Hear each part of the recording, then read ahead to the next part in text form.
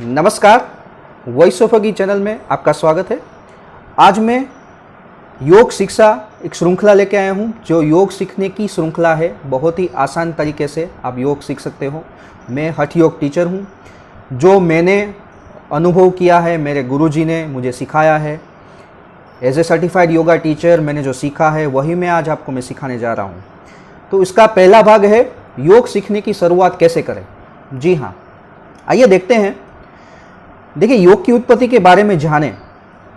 मोहनजोदड़ो संस्कृति, हमारी जो वैदिक संस्कृति है वो तकरीबन 3000 ईसा पूर्व या 7000 यानी 10,000 साल से भी पुरानी है। उसके बारे में थोड़ा जानें। उसमें एक पुरातत्व विभाग को पशुपतिशील, जो कि 5000 साल से भी ज़्यादा पुराना है, वो मिला था।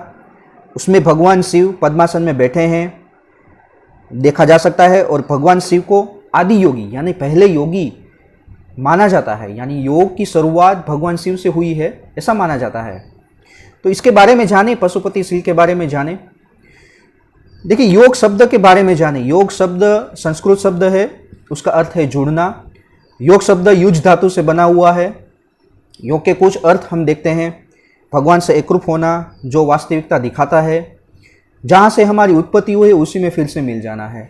योग के बहुत सारे अर्थ आपको मिलेंगे, पर ये प्रमुख अर्थ हैं। तो योग के अर्थ के बारे में जानिए। देखिए, योग की व्याख्या के बारे में जानिए। पतंजलि योग सूत्र के अनुसार जो पहला सूत्र है वो है चित्त वृत्ति निरोध, यानी चित्त और वृत्ति को निरोध करना।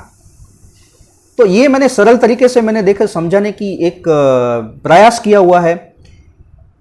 देखिए, एक झील को धारे उसको ये चित्त है, ठीक है। अब हर एक झील का तल होता है।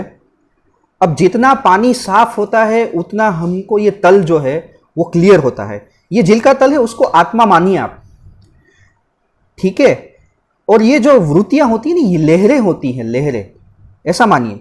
अब ये बहुत आपको क्लियर हो गया होगा। अगर मुझे तल देखना है तो झील की लहरें होती है वो एकदम क्लियर होनी चाहिए, यानी झील में कोई लहरें नहीं होनी चाहिए, पानी एकदम साफ होना चाहिए, ठीक है। अब देखिए, आप देख सकते हो कि बाह्यकरण इंद्रियों के द्वारा जो हम अनुभव लेते हैं, आपने कुछ सुना होगा, आप कोई स्पर्श के द्वारा अनुभव करते हो, आप कुछ देखते हो, किसी ने आपको बोला है, तो ये बाह्यकरण है। उस हिसाब से वृत्तियाँ जनरेट होती है, यानी आप रिएक्ट करते हो, आप विचार करते हो, आप कोई एक्शन लेते हो, ये आपकी वृत्तियाँ है, ठीक है। अब जितनी वृत्तियाँ कम होगी उतनी ही आत्मा यानी झील का तल वो साफ दिखाई देगा, है ना। बहुत ही देखो, बहुत ही आसान तरीके से मैं ये समझा रहा हूँ। यानी अगर आपको आत्मा से साक्षात्कार करना है तो वृत्तियों को निरोध करना है, यानी चित्त वृत्ति निरोध। बहुत ही सरल तरीके से आप ये देख सकते हो।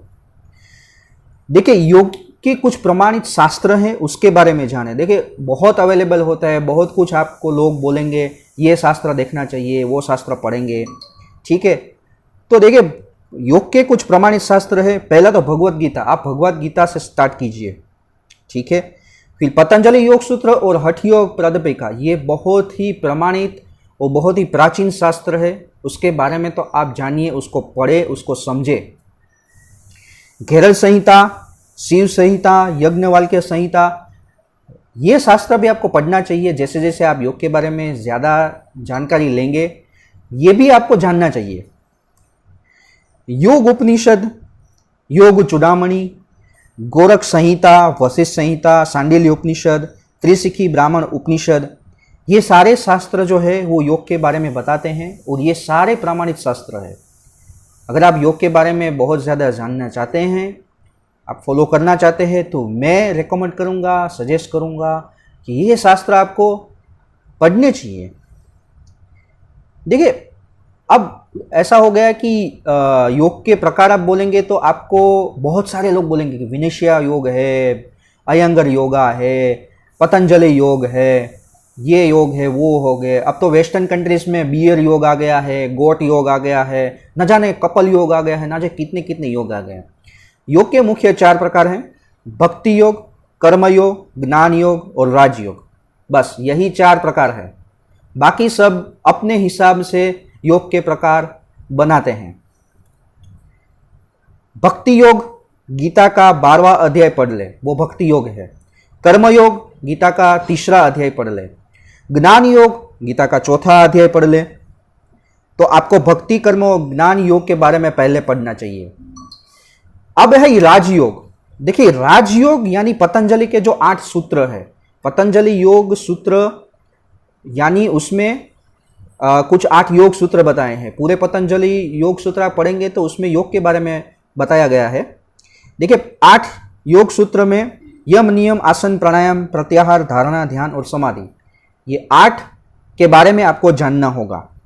ठीक है, मेरी अगली श्रृंखला में इन सारी चीज़ों को मैं बहुत ही विस्तार से बताऊंगा कि यम क्या होता है, नियम क्या होता है, आसन क्या होता है। तो देखिए, मैंने बताया है कि आसन और प्राणायाम, ठीक है, ज़्यादातर लोग क्या होते हैं, आसन और प्राणायाम करते हैं।